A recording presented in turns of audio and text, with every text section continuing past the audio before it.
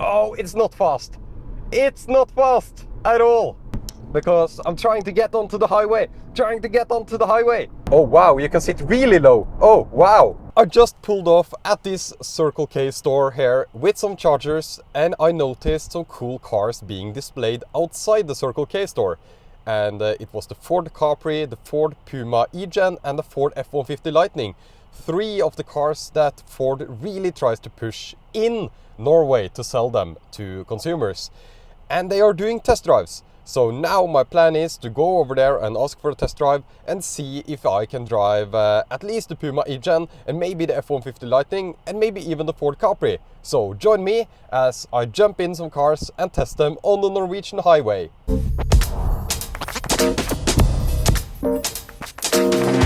Okay, first out is the Ford Capri. What I find interesting is that this is an MEB car.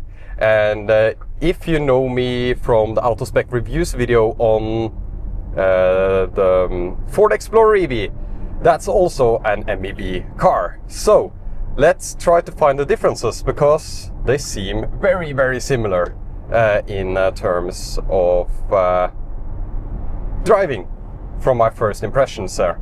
So let's see, we have this Ford Sync software thing. That's skin on top of the MEB software. I was really impressed by the route planner in this car actually.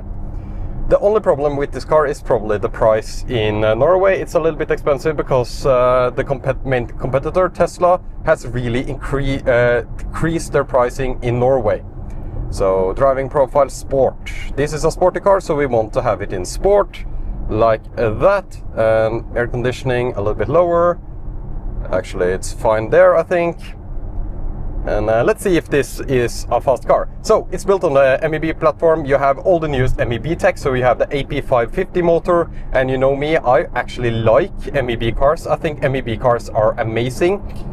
And yeah, so it's fun to just do a quick stroll in the Ford Capri for the first time ever. And if I'm not mistaken, this one is more similar to the ID.5, which is the sloped roof ID.4 version. It's relatively fast, not extremely fast or anything, but it's an electric car after all. Feels good, doesn't feel as sporty as I think many people would prefer that this Capri name actually has. Some people said that they can feel a significant difference between this one and the Ford Explorer.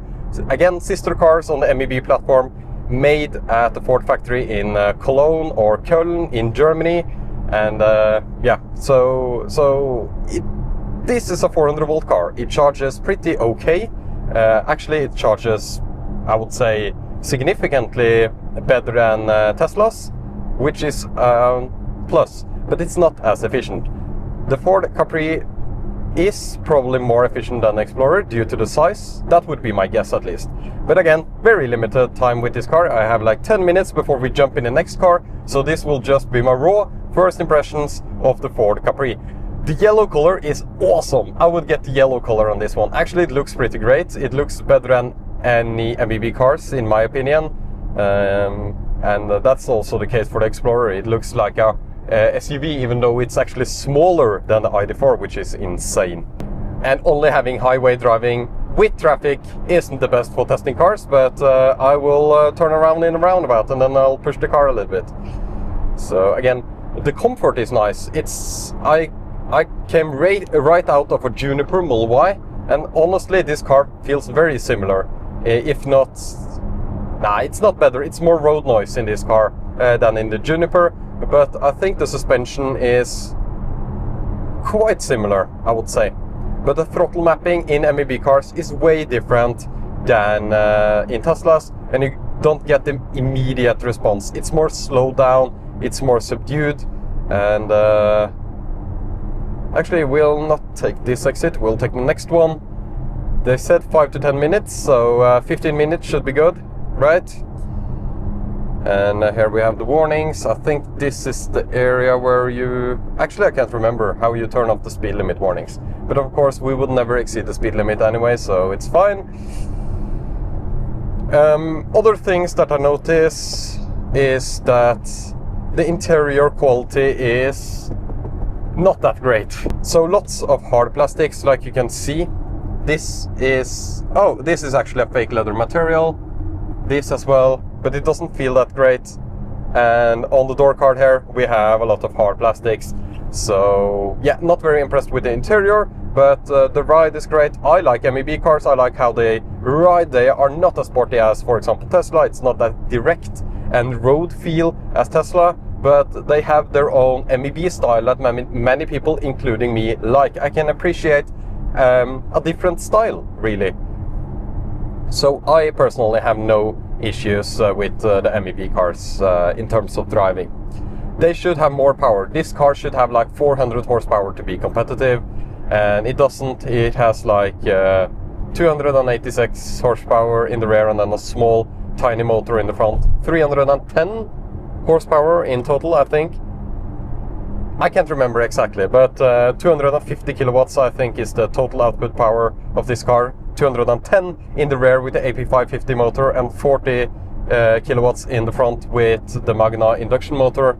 So yeah, let's turn around here and let other people drive the car, but I will of course see how it does in these turns and roundabouts. Well, it is quite fast, I would say. You get some tire spin if you just floor it in the right conditions.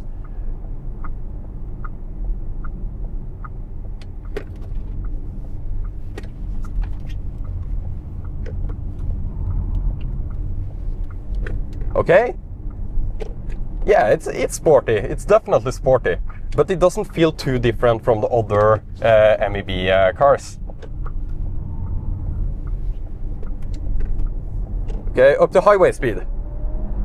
It's not as fast as a base Tesla, and that sucks.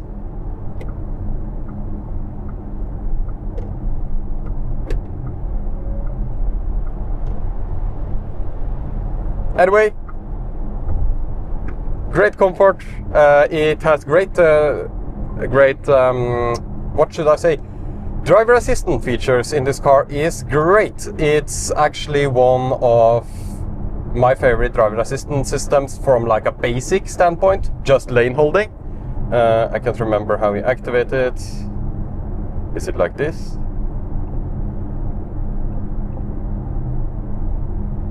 There we go. And we have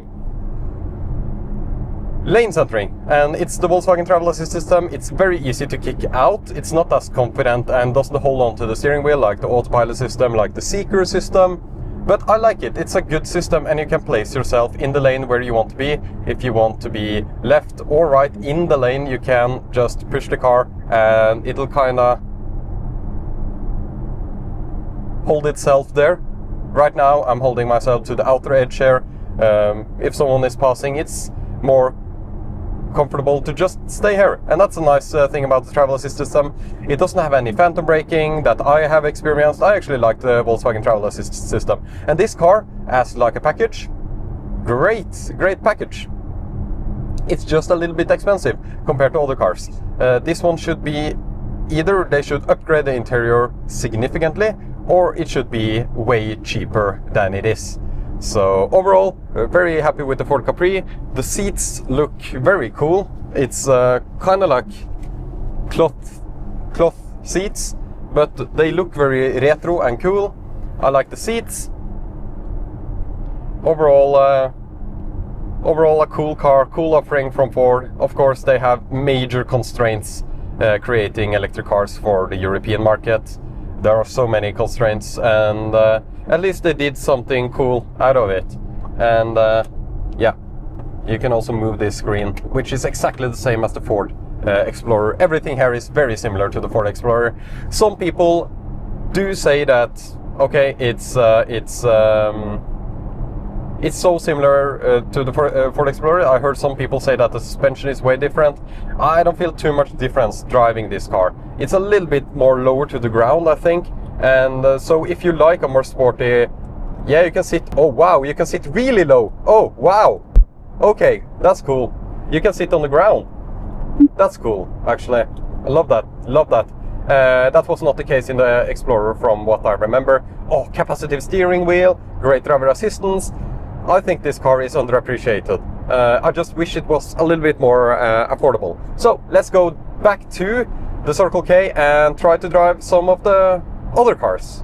First time in the Puma e-Gen, so I want to give you the whole experience, which requires a start on the power button to start the car. I have no idea where the gear selector is. Well, it's here. It's a column shifter, kinda, which is nice. So I assume we just go into drive like this, and we are ready to go. And again, it's my first time driving this car. Wow, it feels so smaller than the Capri. So much smaller than the Capri. Let's go here and do this with the air conditioning. Okay, so I know nothing about the Puma e-Gen, but it is built on a combustion platform, I think. But it feels so much smaller than the Capri. Wow! And it has manual seats, it has the power button, and the steering wheel is a little bit weird. Let's test the speed onto the highway here. We have 23% left. Oh, it's not fast. It's not fast at all. But this is a much cheaper car. I think it's close to half the price of the Capri. And we have to remember the price. So you have manual seats. So let's try to be comfortable. Wow, at 22%, this car really needs to be charged up before giving it to another person. Wow. Okay, so we have L mode. Okay, so L is regen braking. Nice. Now we know that. Oh, it doesn't feel fast. Do we have any sport mode? It has a whole different soft... Oh, we are in eco mode. That explains everything. There we go. Oh, it's still slow. It's still so slow. Wow. And it has a sound when you accelerate. Oh, that's a real Explorer coming up there. That's the real American Explorer. Plug-in hybrid in Europe or Norway. Okay, anyways, it says 55 kilometers of range at 22%. This is a cheap car, so we have to judge it as a cheap car. And I already noticed that the interior quality is not the best, but it seems actually on par with the Capri, because you have this soft touch materials all around. You have this screen feels...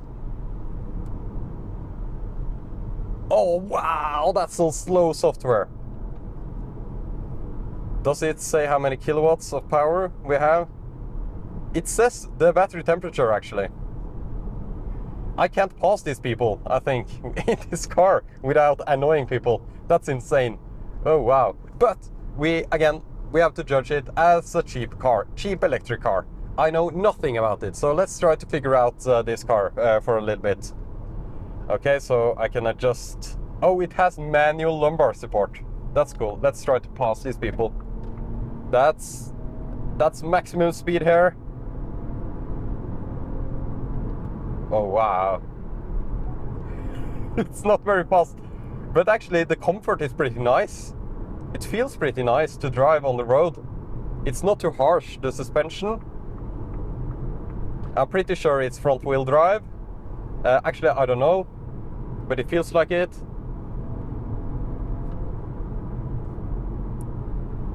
Air conditioning works nice, so we have to find out what's good about this car. Do we have driver assistance? We have adaptive cruise control. We don't have lane holding, I think. Is this just warning?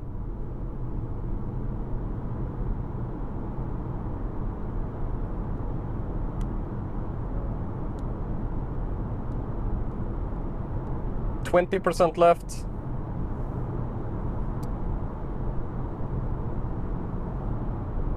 Oh, you can auto hold.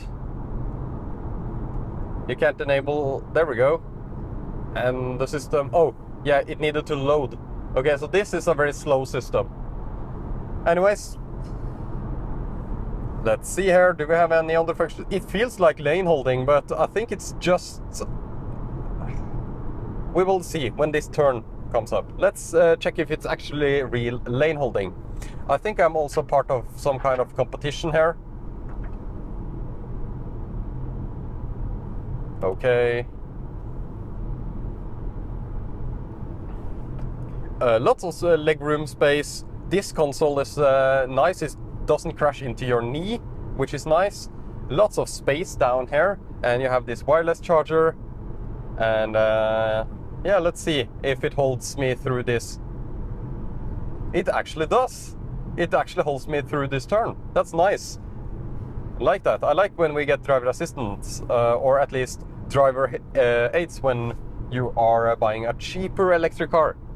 So this is Ford's cheapest electric car in Europe, and it's based on the Puma gasoline car, or yeah, it's gasoline, I think. 2 cup holders, nice amount of storage here, storage under here. I think there is also a massive amount of storage compared to the size of the car. In the rear, they have some, they call it the mega storage something in the rear. We might take a look later if we have the time to just take a look at what kind of storage you get. But from a driving perspective, yes, road noise and everything, but I don't know, it feels great. Feels great to drive. No issues. And driver assistant works. Manual seats are kind of cool. Nice. The steering wheel feels way too big for the size of the car. It should be smaller. Something to note.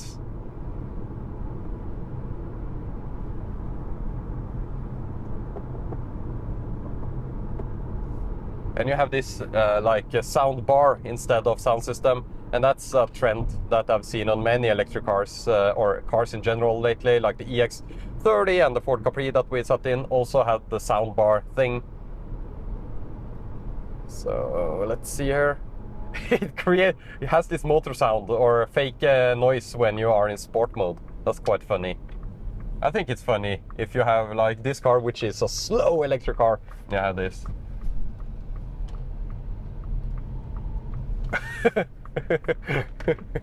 Okay.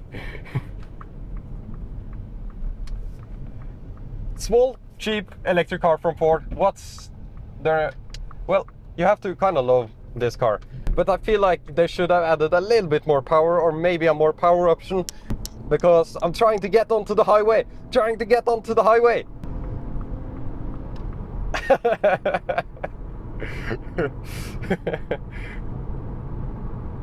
It's not a bad offering. I would choose this one over the combustion car any day of the week.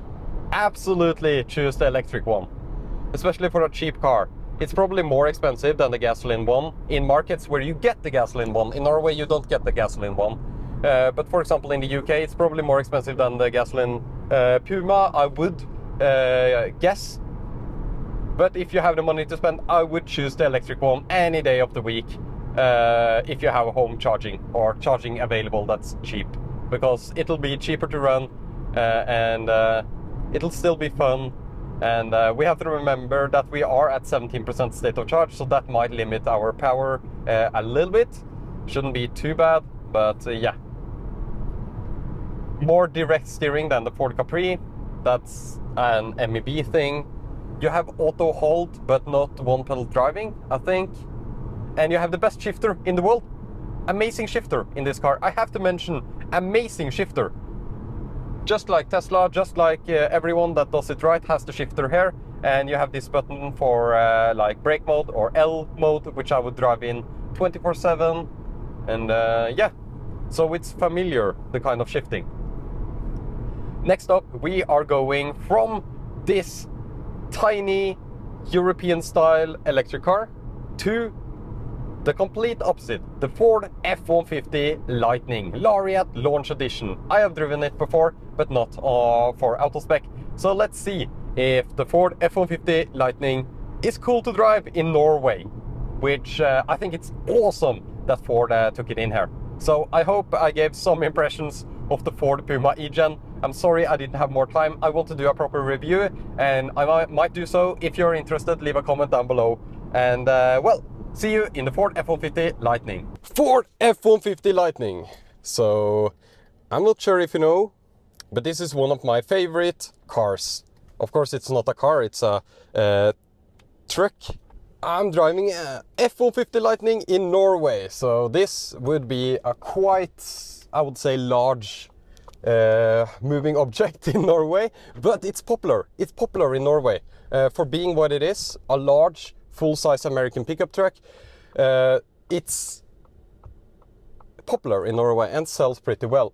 Ford Norway officially just imports one, or imports, I mean, they retrofit them at the Köln factory with CCS2. Oh wow, it's so fast. This is the fastest of all today, which is insane, because this is just an enormous pickup truck.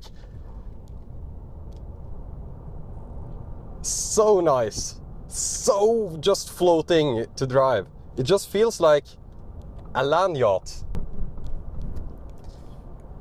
Okay, so the F-150 Lightning just feels, it's probably similar to a European semi-truck in a driving sense. That's of course a little bit wrong, but that's the comparison I like to make. So, the F-150 Lightning, it's the most comfortable, it's the fastest of these, and it has decent range, even with the standard range battery for Norwegian type of driving. This car takes a heavy penalty in highway speeds, but since we have the speed limits and the road types we have in Norway, this one actually is sufficient for most people. It doesn't have the best charging, it doesn't have the best EV tech, but it's an awesome truck from the beginning. So it's just an awesome product for people that want a full-size American pickup truck in Norway. And we have never sold as many F-150 Lightnings, or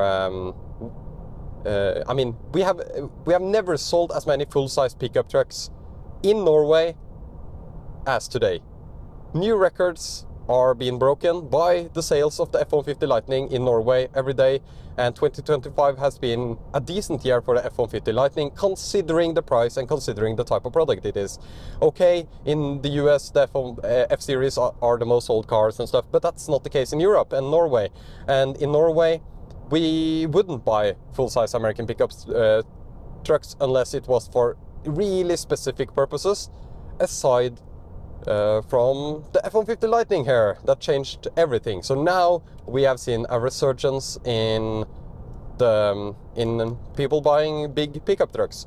And today I saw a wrapped green F-150 Lightning. Yesterday I saw a camo green F-150 Lightning, and they are all used for work in Norway. I would say not many people buy them as pleasure cars. Some people do. They are great family cars. They have so much space for everything. And yeah, the Audi e-tron, which I would say it's a normal sized SUV, it looks so small when I'm driving this F-150 Lightning. And I actually looked into buying one for myself because I love the F-150 Lightning, but it's too expensive in Norway for my liking. It's 1 million Norwegian kroners. It can be bought for a little bit less, but it's too expensive in my opinion. And I understand why it needs to be that way. They import them, they retrofit the CCS2 to actually the front passenger side. Yeah, the front passenger side. So the charge port is in the front passenger side instead of the front driver side, which is a major difference over the US cars. It's fast, it's the most comfortable car you can buy in Norway, most likely. It feels so isolated from the road. You don't feel like you're driving on the road. You jump up and down a little bit. It doesn't cancel out all the bumps, but it just feels nice. It feels like a great just car to drive for long distances. The Laureate Launch Edition that Ford imports to Norway is the one with standard range battery. It registered as a 5-person car. You can also get it registered with 2 front seats and no rear seats with a green plate. Then you get some tax incentives if you buy as a business. So many options to buy this car in Norway. And again, very slow start for Ford with this car in Norway, but now we have seen more and more being sold, and also people grey importing them, so they import their own cars. I've heard that everyone has gotten app access and everything with connectivity in place, which is great to hear, because that was a big question mark if they actually would give you app access with the Ford F-150 Lightning. So yeah, I absolutely love this car, and it feels just as great as when I drove it first time over 1 year ago, 1.5 years ago. Actually, I was one of the first people in Norway to drive this car, and I'm so grateful for Ford Norway to let me drive this this big pickup truck. And you can see the small tiny Molvai there, and the ambulance in front of us. We are so large, such a large car for Norwegian roads. At the same time, I think if you don't live in a city, it's completely fine to drive around. Again, I've done it. It's no issue whatsoever. And I think electric is the way to go if you don't need to tow extremely long distances. And even if you need to tow in Norway, you can have 3,500 kilograms on this one. And that's more than any other electric car or truck in Norway. So it's a great product in that sense. I think it's great for towing as long as you don't need to tow for too long distances on the highway. I think electric pickups is the way to go, in my opinion, for most use cases. You don't optimize the car for what you do rarely. Of course, if you do a lot of towing, like, you know, Kyle bought his Super Duty, totally understandable. He has a business that relies on moving cars around. That makes sense, but I recommend against buying cars for the rare use case. You buy car for what and optimize the car for what you do the most. And most people don't tow all the time with their pickup truck. Most people, in the US at least, use them as pleasure cars. And even towing in Norway is completely fine with electric because of the speed limits and the types of road that they tow on. So yeah, buy a car not for the rare use case. Buy a car or truck for the main use case, and then you will be happy in the long term, I think. So I absolutely love the F-150 Lightning. Okay range for Norway with the standard range battery. I wish we got extended range officially via Ford. I wish we got the lower trims, but totally understand that it doesn't make financial sense to import the lower trims. That's exactly the same as Americans getting only the high-spec European cars, because it doesn't make sense to import the low-spec cheap ones. So, oh wow, I love the antenna just hanging up there. It's such a great truck to drive. Wow. And it's fast. And I love this shifter. I don't understand people changing it out with a dial shifter. I really don't. Column shifter is my preference, but this is like a real truck shifter. This is how truck shifters should be if they're not on the column here. So yeah. What else is there to explore about the F-150 Lightning? The key is just a normal Ford key. Not sure if you get phone as a key in Europe. I hope so. You have one pedal driving. This is the only car with one pedal driving. Isn't that insane? The F-150 Lightning is the only car with one pedal driving here. So many adjustments as well to make you comfortable inside the car. You can actually adjust the pedals so they are closer to you or further away, whatever is your preference or height.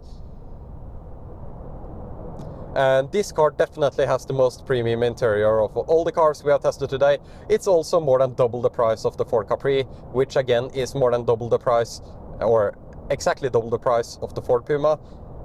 Actually, I think it's a little bit less difference than double the price. I think it's 10,000 euros, 15,000 euros difference, 15,000 euros maybe difference between the Ford Puma and the Ford Capri, and then this F-150 Lightning is double the price of the Ford Capri. So this car is not a cheap car in Norway, which the sales numbers are very good for the type of price this car is. Unfortunately, you don't get the sunroof. That's why the camera is mounted on the window instead, which is fine. Oh, driver assistance. I think we have lane holding, lane keeping on. There we go. Can we... No, it slows down. Adaptive cruise on. There we go. 110. Speed limit. And lane holding. So we have a great driver assistance system on the F-150 Lightning. So that's great. And we have Pro Trailer thing. I think that gives you an extra coolant loop, isn't that right? Which is awesome. At least this is imported as a towing, heavy-duty towing vehicle. Keep hands on steering wheel. Okay. We have Apple CarPlay, we have all the software here. The software is kind of slow, but it's probably good enough for the type of people that buy this car. Yeah, there is like a competition here. So you can win a car, hotel, plus a gift card for Circle K charging, I assume, with these cars. So that's cool. I think I'll enter it. And I'll film it if I get chosen for the electric weekend with Ford. I think this partnership is amazing. I think it's great that Ford, I assume, is doing this with Circle K, because people are waiting for charging. You can take the car for a ride and maybe you will buy the car, because people need to test the cars to know what what the cars can do. And I think everyone that's looking for a pickup truck and then tests the F-150 Lightning, they will want to go for that one, to be honest. It's such an amazing truck, and it does the EV stuff good enough that it's worth buying, in my opinion.